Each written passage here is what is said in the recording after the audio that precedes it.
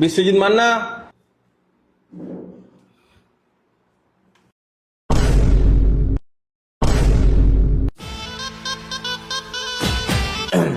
কে রে এটা, মা নাকি?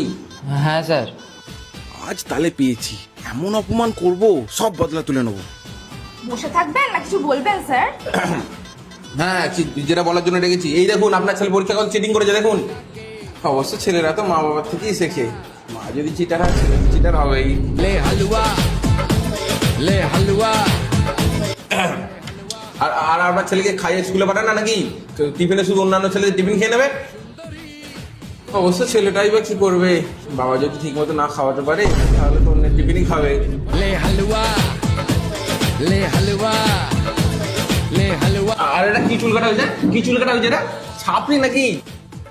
অবশ্য মা বাবা যদি ছাপড়ি হয় ছেলে আর কি করবে।